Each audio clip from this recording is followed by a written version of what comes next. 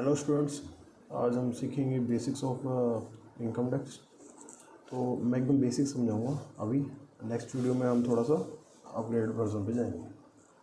तो income tax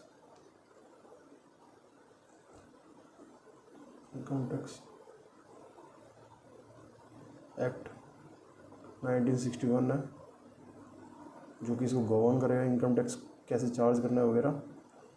ये income tax act बनाया गया है कॉन्स्टिट्यूशन की वजह से। कॉन्स्टिट्यूशन ने पावर दी है, तो सेंट्रल गवर्नमेंट को पावर दी गई। सीजी ने ये एक्ट बनाया। सीजी ने एक बॉडी सेटअप की जिसका नाम है सीबीडीटी, जो इस एक्ट को सारा देखती है, अमेंडमेंट्स वगैरह सब कुछ वो लग के आती है। CBDT stands for central board of direct taxes. ठीक है, इसके यहाँ सारी पावर्स है। जितना भी अमेंडमेंट लेके आना है, कुछ भी चेंजेस करने की, जो भी मैनेजमेंट वगैरह करनी है, इनके अंदर जितने भी बंदे होते हैं उनकी, वो सारा सीबीडीटी देखती है। एक तरह गवर्निंग बॉडी जो है वो सीबीडीटी है, एडमिनिस्ट्रेशन भी यही देखती है। अब इनकम टैक्स में जो अमेंडमेंट आती है, ये क्योंकि ये 1961 का एक्ट है, 1961 का एक्ट है, तो इसमें इसके रूल्स, इनकम टैक्स रूल्स 1962 है, जो इन सब में जो अमेंडमेंट है वो कैसे आती है? वो अमेंडमेंट आती है फाइनेंस बिल से।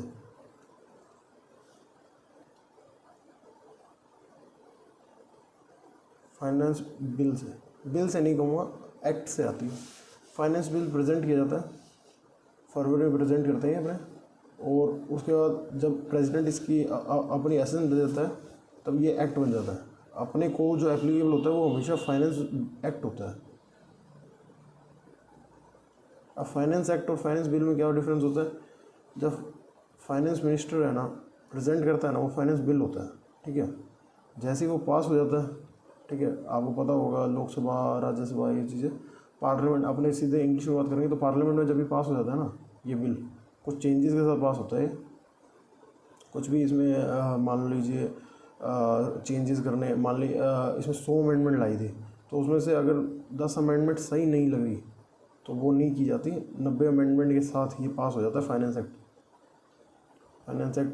जैसे फाइनेंस एक्ट बन जाता है वो अपने पे एप्लीकेबल हो जाता है। ठीक है, वो अब ये है कि ये कहाँ से अमेंडमेंट आती है। फाइनेंस एक्ट के अंदर अपने रेट्रोस्पेक्टिव अमेंडमेंट डाल सकते हैं और प्रोस्पेक्टिव भी अमेंडमेंट आती है।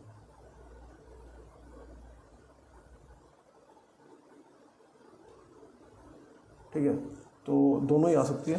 सिर्फ क्रिमिनल लॉज है ना, उसी के अंदर आप रेट्रोस्पेक्टिव अमेंडमेंट नहीं डाल सकते, प्रोस्पेक्टिव अमेंडमेंट ही डाल सकते हैं। पर सिविल लॉज होते हैं, जो ये टैक्स लॉज हैं, इनके अंदर आप रेट्रोस्पेक्टिव अमेंडमेंट डाल सकते हैं। तो ये होता है इसका नॉर्मल कॉन्स्टिट्यूशन का कि कैसे होता है। अब अपने अगर देखें इसके अंदर क्या क्या होता है, इसके अंदर जो नॉर्मली चलता है, जैसे अपने नॉर्मली फाइनेंशियल ईयर चलता है, अकाउंटिंग में फाइनेंशियल ईयर अपने करते हैं यूज़। जब भी अकाउंटिंग करते हैं ना अपने अकाउंटिंग में, तो अपने लिखते हैं 1920, 2021, ऐसे चलता है अपने। बैलेंस शीट एज ऑन 31/3/2020 और P&L for a period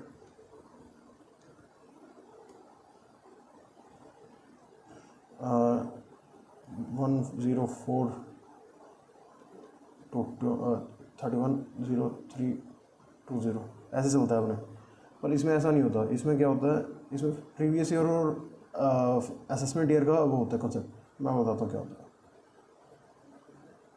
assessment year और प्रीवियस ईयर। अब मान लीजिए अपने 2021 में खड़े हैं, 2021 में खड़े, तो आप इसकी जब रिटर्न भरोगे ना, रिटर्न वो भरोगे आप इसकी असेसमेंट ईयर में। असेसमेंट ईयर हमेशा प्रीवियस ईयर का आगे का होता है। तो अब आप देखें तो अपने खड़े 2021 में, 1/4/20 से लेके 31/3/21 तक होता है अपना। तो जो असेसमेंट ईयर होगा वो होगा 1/04/21 से लेके 31/03/2020 ऐसे चलता है अपना असेसमेंट ईयर। असेसमेंट ईयर हमेशा एक साल आगे चलता है, तो इसके अंदर अपन को सारा काम करना होता है उस प्रीवियस ईयर से रिलेटेड। अब इसकी जितनी फाइलिंग है इस ईयर की जितनी फाइलिंग है ना, वो अपने को इस ईयर पे करनी होती है, इसलिए इसको असेसमेंट ईयर कहते हैं। अब फाइलिंग क्या हो सकती है मैं अभी बता देता हूँ। फाइलिंग जो नॉर्मली, अभी मैं बेसिक जो समझा रहा हूँ, नॉर्मली क्या होती है फाइलिंग, नॉर्मली होती है ROI की। ROI stands for return of income, ठीक है। रिटर्न ऑफ इनकम होती है ना जो, वो अपने फाइल करते हैं हमेशा इस ईयर में, मतलब कि प्रीवियस ईयर की फाइल करेंगे अपने हमेशा असेसमेंट ईयर में। प्रीवियस ईयर में कभी फाइल नहीं हो सकती। तो अगर अपने को 20-21 की फाइल करनी है तो अपने उनके लिए 3 ड्यू डेट्स हैं, उनमें से किसी में भी 4 हो सकते हैं अपने। अगर अपने नॉर्मल केस लेके चले तो अपने को जुलाई में करनी होती है 31/07। अब ये अगर 21 है तो अपने को 21, क्योंकि ये अभी तक अगला ईयर में चल गया, असेसमेंट ईयर आ गए। प्रीवियस ईयर होता तो ये डेट आ ही नहीं सकती, तो ये प्रीवियस ईयर की इस ईयर में तब तक अपने को फाइल करनी होती है। ये अपना आ गया रिटर्न का कंसेप्ट थोड़ा सा, और ये आपको हमने बता दिया कैसे एक्ट बनता है वगैरह। नॉर्मल कॉन्स्टिट्यूशन का वो अपने को इतना कोई रिलेवेंट नहीं है पेपर वाइज।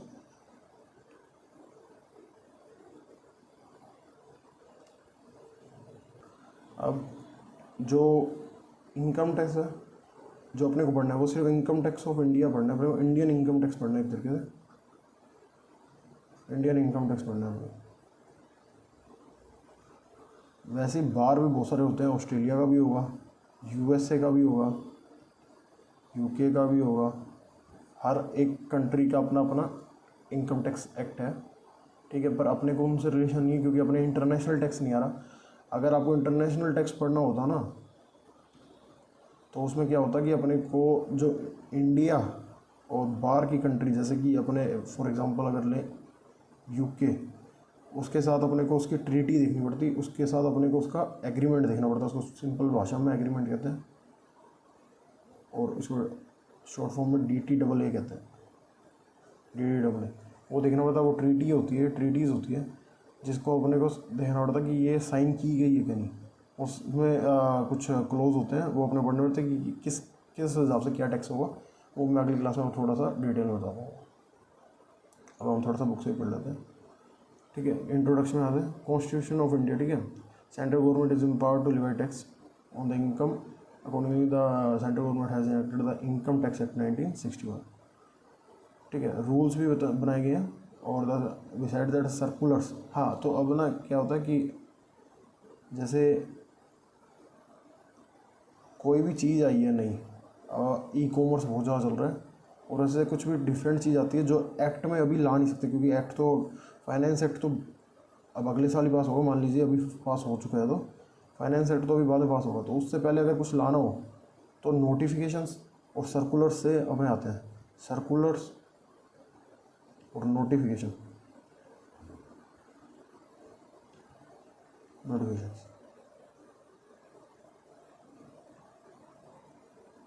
से जो CBDT है, CBDT इशू करती है नोटिफिकेशन और सर्कुलर, दोनों ही CBDT इशू करती है। और इससे वो बता पाती है कि क्या चेंजेस है। जैसे ई-कॉमर्स के लिए आपको कोई गाइडलाइंस देनी है और कोई नोटिफिकेशन है, जैसे एक पर्टिकुलर मैं आपको बताऊँ, एक सर्कुलर इशू हुआ था कि जो 030 नहीं, एक सर्कुलर इशू हुआ था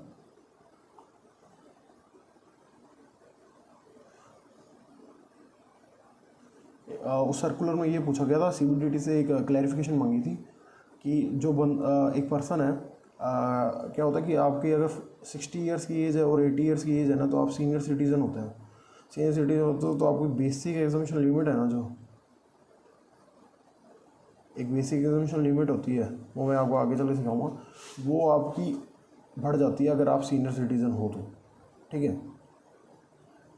अब क्या है कि एक CBDT से एक क्लैरिफिकेशन मांगी गई थी कि अगर मैं 0104 किसी भी मतलब कि प्रीवियस ईयर के पहले दिन किसी भी, फॉर एग्जांपल अपने लें, अगर एग्जांपल लें कि 20 को अगर मैं 60 ईयर्स का हो चुका हूँ 60 ईयर्स का अगर मैं हो चुका हूँ या फिर मैं 80 ईयर्स का हो चुका हूँ, तो ये जो ईयर है, ये जो एज है मेरी, ये मेरी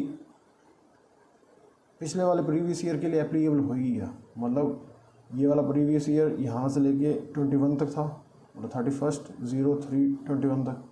अब इसके पहले दिन अगर मैं 60 साल का हूँ तो मेरा जो पिछला साल है प्रीवियस ईयर, इससे पिछले वाला साल क्या हुआ, 01/04/19, इधर आ गया 20। तो अब इस साल के लिए भी मेरे पास वो 60 ईयर्स की लिमिट एग्जम्पशन अलाउड होगी या सिर्फ इस साल के लिए होगी।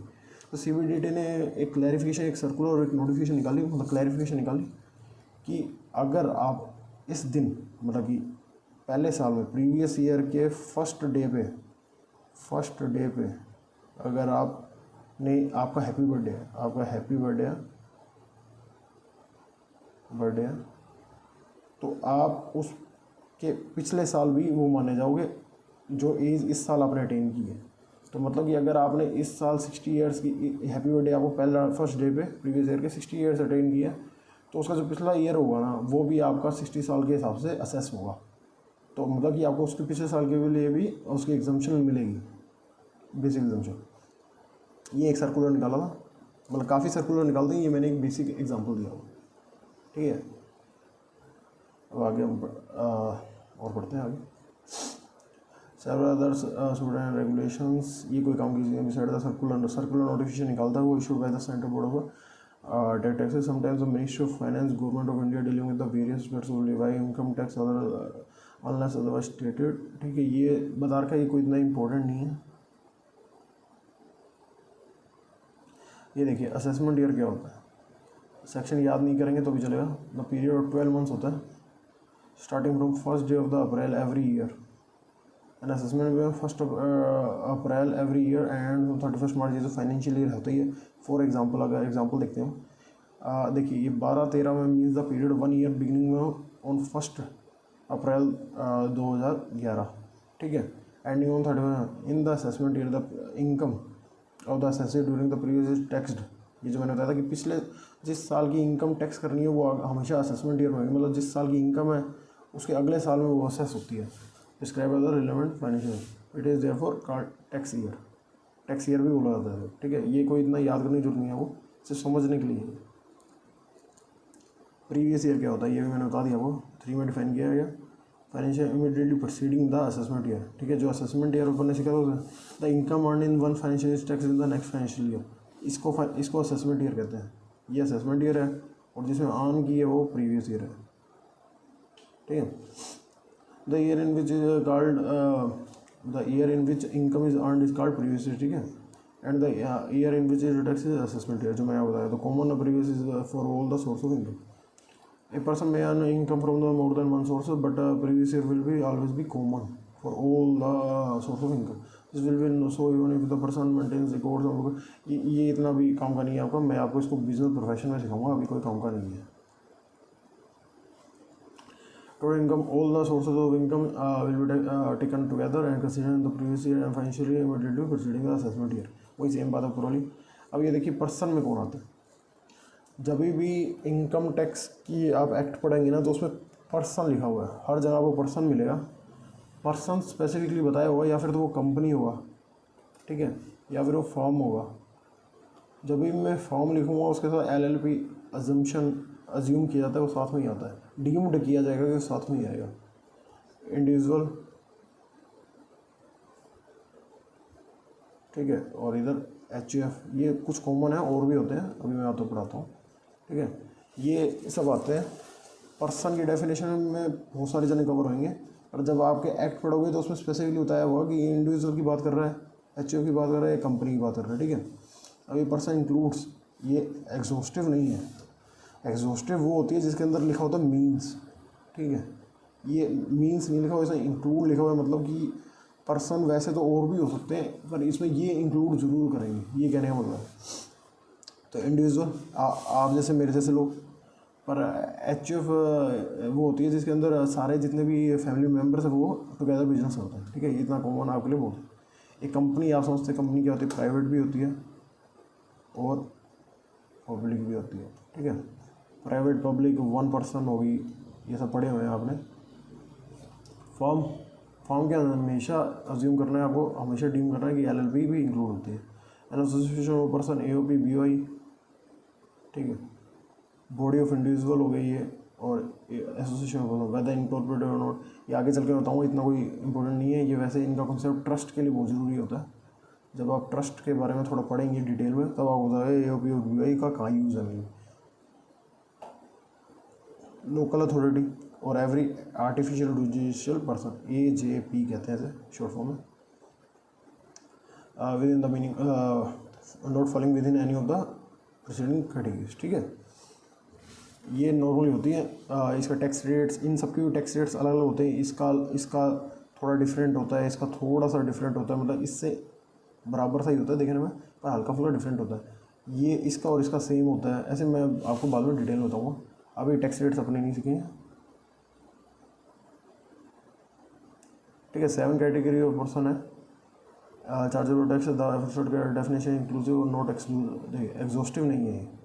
Therefore, any person not falling in the 7 category may still fall on within the 4 corners of the term, मतलब कि फॉल कर सकता है वो फिर भी पर्सन डेफिनेशन। असेसी कौन होता है? अब जो पर्सन, देखिए, जो पर्सन लाइबल होता है ना इनकम टैक्स के अंदर, पर्सन जो लाइबल होता है ना इनकम टैक्स के अंदर, उसे असेसी कहते हैं। मतलब कि ये एक तरीके से जैसे अपने क्लाइंट बोलते हैं, कस्टमर बोलते हैं, वैसे ही इनकम टैक्स के अंदर उस पर्सन को असेसी बोला जाता है, ठीक है। ऐसे सिंपल भाषा में आप ये समझ, असेसी बोला जाता है। Assessee means a person by whom income tax और एनी सम इज पेबल, ठीक है। एक तरीके डिपार्टमेंट का क्लाइंट भी बोल सकते हो आप इसको, अगर आप थोड़ा सा सिंपल भाषा में देखें, लीमेन टाइप में बोले तो ये डिपार्टमेंट का क्लाइंट भी बोल सकते हैं अपने इसको। Every person in respect of whom any proceeding under the act has been taken for any assessment year in loss, ठीक है। ये नॉर्मल बता रहा है कि क्यों होता है। A person who is accessible और रिस्पेक्ट ऑफ इनकम और loss of another person who, अब इसमें क्या होता है, इसमें ये कॉन्सेप्ट बिहाफ वाला चलता है, ठीक है। इसमें क्या होता है कि मान लीजिए ए है, ए एक माइनर पर्सन है, माइनर पर्सन, तो माइनर की जो रिटर्न भरनी है, जो टैक्स पे करना है, वो उसका गार्डियन करेगा। मान लीजिए गार्डियन बी है, तो बी उसके बिहाफ पे असेसेबल हो रहा है, बी उसके बिहाफ पे असेसेबल हो रहा है, तो बी इधर असेसी बना देगा, ठीक है। अनदर पर्सन ना due to be an assessee, deemed मतलब कि माना जाएगा। An assessee is default under, ये कब होता है असेसी इन डिफॉल्ट? मान लीजिए कि आपकी ROI के अंदर 10,000 टैक्स भरना है, आपने फाइल कर दी ROI पर टैक्स नहीं भरा, ठीक है, टैक्स नहीं भरा आपने, तो इससे क्या होगा कि आपको डिपार्टमेंट एक नोटिस इशू करेगा बाय असेसी इन डिफ़ॉल्ट बना के, ठीक है, assessee in default sorry,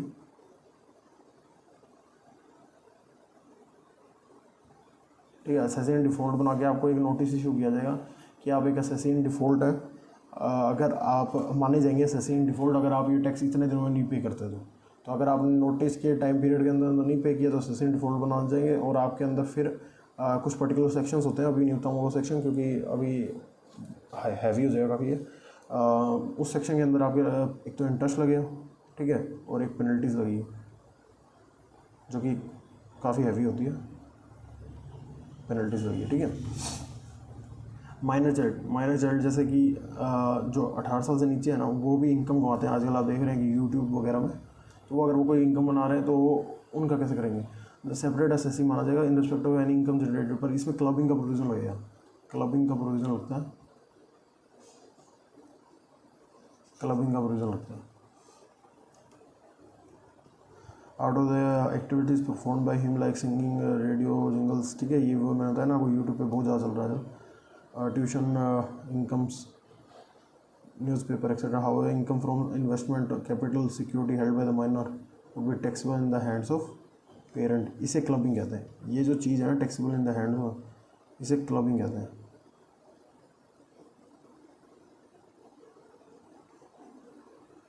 clubbing का कॉन्सेप्ट है ये अपने अदर सोर्सेज में सिखाऊंगा मैं आपको, ठीक है, वरना मैं सीधे भी कोई और वीडियो बना दूँगा इस पर आऊँगा। मोस्टली फादर के अंदर होता है क्योंकि फादर एक अर्नर माना जाता है सोसाइटी में, ठीक है, ऐसा कोई ज़रूरी नहीं है, मदर भी हो सकती है। इसमें वैसे मेनली जो एग्जैक्ट लिखी हुई है ना लैंग्वेज, उसमें ये लिखा हुआ है फादर और mother whose income is higher, ये लिखा हुआ है एग्जैक्ट में, ये इन्होंने एग्जांपल के लिए ऐसे लिखी है, ठीक है। From minus also income. अब आगे चलते हैं असेसमेंट। असेसमेंट क्या होता है कि मैं थोड़ा सा बताता हूँ, वो अगली वीडियो में थोड़ा सा डिटेल में और जाऊँगा। असेसमेंट में क्या होता है कि आपने 139 एक सेक्शन है, आप आगे जाके सीखेंगे। इसके अंदर आप रिटर्न भरते हो, ठीक है। रिटर्न आपने भरी, रिटर्न भरने के बाद आपकी असेसमेंट चालू होती है। असेसमेंट चालू होती है। असेसमेंट दो तरीके से होती है, एक तो आपका सिस्टम करेगा, ठीक है, एक आपका एओ करेगा। सिस्टम करेगा तो आपको इशू हो जाएगा 143(1) के अंदर कि आपकी इतनी जो आपने रिटर्न भरी थी हमने इतनी असेस की। सिस्टम ही पकड़ लेता है उसमें कई बार गलतियाँ, उसमें ज़्यादातर अर्थमेटिकल एरर होगी, कोई आपने लॉस क्लेम ज़्यादा कर लिया वगैरह, एक दो चीज़ें हैं उसमें। और ईओ में क्या होता है, ईओ को जब ऐसा लगता है कि आपने जो रिटर्न दी है ना वो सही नहीं है, मतलब कि उसको ये लगता है कि आपने इनकम दिखाई है 10,000 और होनी चाहिए 20,000, तो उसको ये लगता है ना कि ये ज़्यादा होनी चाहिए, तब वो आपकी असेसमेंट करता है खुद, वरना वैसे सिस्टम से होती है। इनकम में क्या इंक्लूड करता है, प्रॉफिट एंड गेन, ये पीजीबीपी में टैक्सेबल होता है। पीजीबीपी शॉर्ट फॉर्म बोलते हैं, सॉरी पीजीबीपी, ठीक है। इसको बोलते हैं profit and gain from business and profession, ठीक है। इसको शॉर्ट फॉर्म में पीजीबीपी कहते हैं। ये वन ऑफ द हेड्स है, एक 5 हेड में से एक हेड ये वाला होता है अपना, ठीक है। डिविडेंड ये होता है अदर सोर्स में टैक्सेबल, ये एक हेड है, ठीक है। आपको 5 हेड की नॉलेज होनी चाहिए, वो अगली क्लास में मैं आपको डिटेल बताऊँ थोड़ी, ठीक है। Money has been defined in the sense that it includes only income in the nature and general sense, ये ठीक है, ये कोई बात कम इम्पोर्टेंट नहीं, मैं जो बता रहा हूँ इनकम। इनकम इंक्लूड्स क्या करती है, बिजनेस प्रोफेशन, ये सिर्फ इंक्लूड्स है, वो फिर से एग्जॉस्टिव नहीं है, इंक्लूसिव डेफिनेशन है। और सर्टेन इंस्टीट्यूशन, ये एक तरीके डोनेशन वगैरह होगी, ये भी इधर सोर्स में हो जाएगी। Received by employees in the value of any benefit और, ये होती है सैलरी के अंदर, ठीक है। Income under the head salary, ये भी एक हेड है। इनकम फ्रॉम बिजनेस, ये ऊपर ही पीजीबीपी में जाएगी। ये कैपिटल गेन है, ठीक है। ये income under the head capital gain के अंदर ही होती है, कैपिटल गेन के अंदर ही टैक्सेबल होती है। ये काफ़ी इंपॉर्टेंट है, पीजीबीपी और कैपिटल गेन एक बहुत इंपॉर्टेंट हेड है, ठीक है। इसको सीखना जरूरी है आपके लिए अच्छी तरह। If any sum earlier allowed as a deduction chargeable, ये थोड़ा सा अलग है आपके लिए, थोड़ा डिफरेंट है। इसमें क्या है कि आपने मान लीजिए कि जो एक्सपेंसेस होते हैं ना बिजनेस में, एक्सपेंसेस उसकी आपने डिडक्शन ले ली, अलाउड होती है जो। फिर बाद में क्या होता है कि ना वो जो खर्चा है ना, ये वाला जो खर्चा है, ये आपको अगले साल में मान लीजिए नेक्स्ट ईयर में आपको रिफ़ंड किया जाता है किसी वजह से भी, कोई भी रीज़न हो सकता है, अभी मैं रीज़न नहीं जाऊँगा। तो ये जो आपने डिडक्शन ली थी ना, अब अगले साल आप इसको डिसअलाउ तो कर नहीं सकते, तो आपकी इनकम बन जाएगी, इसको इनकम बना दिया जाएगा। अब next assessment, next previous year income मान लीजिए, ठीक है। विनिंग लॉटरी, ये बहुत इंपॉर्टेंट है, ठीक है। इसमें ये ऐसा है कि जैसे कौन बनेगा करोड़पति, केबीसी में होता है ना, उसके अंदर मान लीजिए 1 करोड़ जीता आपने, ठीक है। तो इस पर टैक्स लगता है इसके अंदर, ये उस कैटेगरी का टैक्स है। इसमें 30% फ्लैट रेट से टैक्स होता है, सबसे हाईएस्ट रेट का टैक्स है ये किसी भी इंडिविजुअल के लिए, सबसे हाईएस्ट वाला है। Any contribution receive from employ towards, ये ठीक है। ये थोड़ा सा आपका ये एडवांस में आ गया, जिसमें क्या है कि जब आपको वो मिलता है ना, एम्प्लॉयर को कंट्रीब्यूट करता है, ये मतलब इतना इंपॉर्टेंट नहीं है। ये मैं आपको वैसे अगर आपके सिलेबस में होगा तो मैं आपको ये बिजनेस प्रोफेशन सिखाऊंगा, इधर आप समझ नहीं पाएंगे, ठीक है। ये भी कोई काम का नहीं है। ये है गिफ्ट, जो कि आपके लिए इम्पोर्टेंट रहेगा इस बार, गिफ्ट, ठीक है। गिफ्ट कैसे मिलता है आपको, रिलेटिव से मिलता है और आपको मिलता है अदर से भी। ये वाला हमेशा एग्जाम्प्ट होता है, एग्जाम्प्ट का मतलब कि इस पर टैक्स नहीं लगेगा, और ये हमेशा टैक्सेबल होता है। पर इसमें भी एक कंडीशन है, लिमिट है, ठीक है। वो डिटेल में उधर सीखे, ये थोड़ा सा आपको ना था। ठीक है। हाँ, ये वो जो इनकम टैक्स क्या है कि इनकम टैक्स एनुअल बेसिस पे लगता है। मैं आपको बताना चाहूँगा, एक एग्जांपल लेते हैं अपने।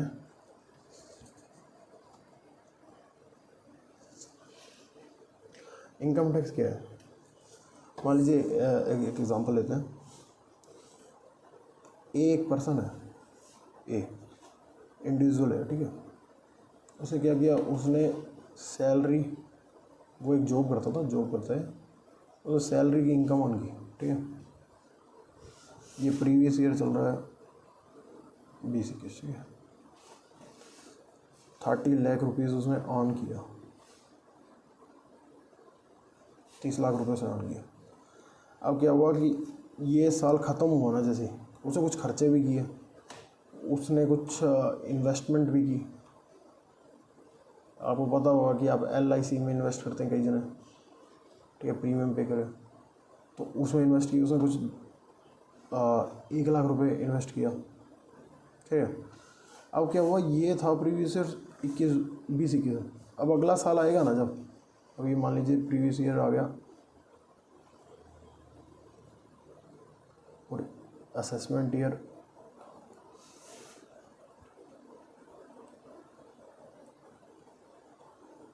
ठीक है, असेसमेंट ईयर 21-22 में 21-22।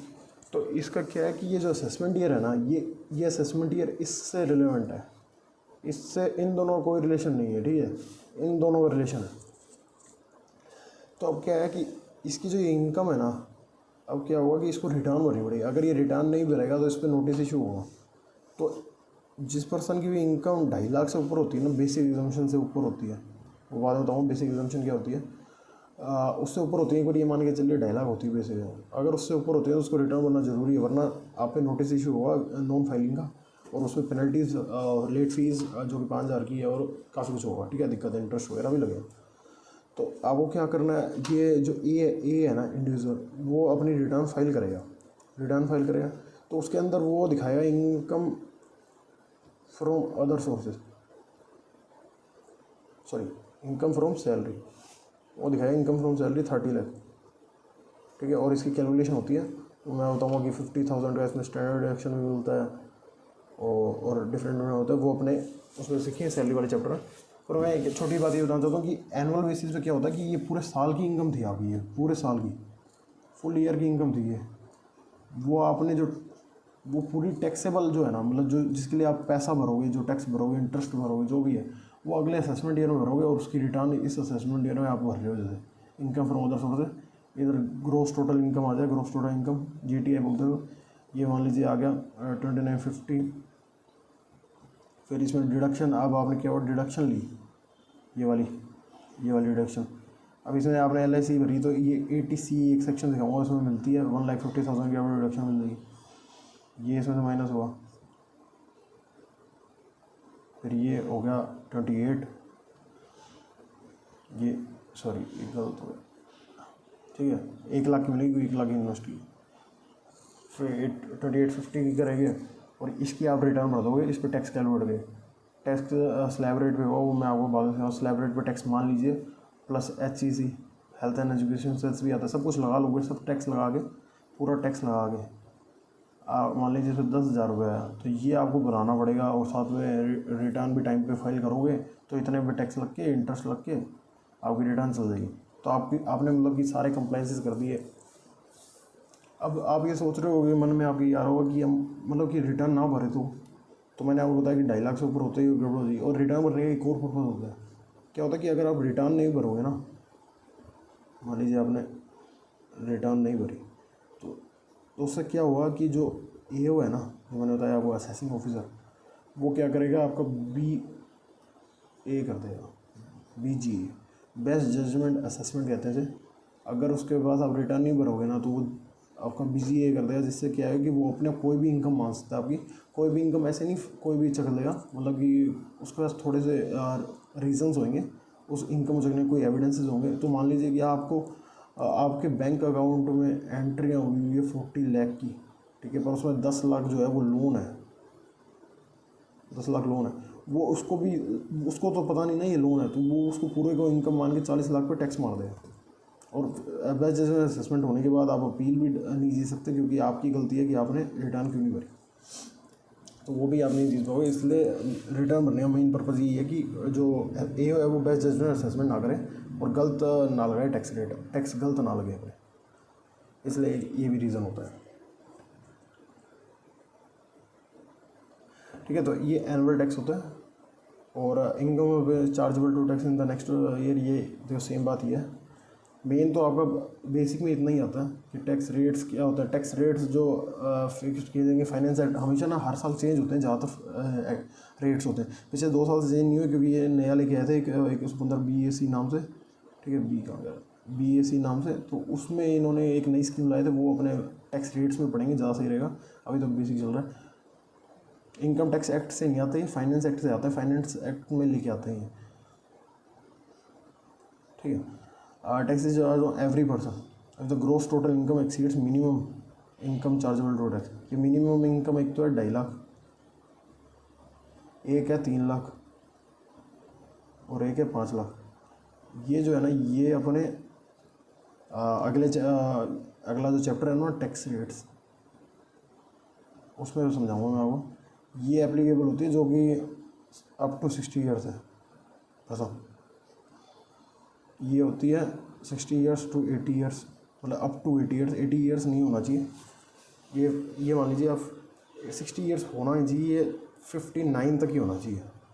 60 पे ये आ जाएगा और ये 79 नहीं होना चाहिए, और ये 80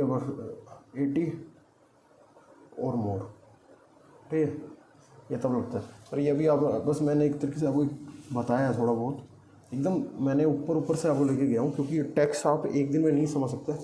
बेसिक्स में इतना ही समझा पाऊँगा, क्योंकि बेसिक में अगर मैं ज़्यादा डीप में जाऊँ तो आपको कुछ समझ नहीं आएगा। अगला पार्ट में मैं आपको एक और नोट से पढ़ाऊँगा, इससे थोड़ा सा आगे है, उसमें आपको हेड्स के बारे में बताऊँगा और थोड़ी बहुत चीज़ें और। पर जो ये पूरे टोटल में कुछ 1-1.25 घंटा की पड़ेगी वीडियो, टोटल दोनों पार्ट्स मिला के 1.5 घंटे की भी हो सकती है। उसमें आपको बेसिक सारा समझ आ जाए, पर आप ये नहीं समझ सकते कि अभी तक मेरे को इनकम टैक्स पूरा नहीं समझ आया, क्योंकि इनकम टैक्स एक दिन में कभी नहीं समझ सकता, ना एक वीडियो से समझ आता। इनकम टैक्स बहुत ज़्यादा वाइड है, इसमें इतने ज़्यादा सेक्शंस हैं कि आप सोच नहीं सकते। तो आपको धीरे धीरे इसको सिंक इन होने देना है, आराम से आपको इसको डाइजेस्ट करना है, ऐसे जल्दबाजी में आप नहीं समझ सकते। तो बेसिक के लिए आज इतना ही। Thank you for watching.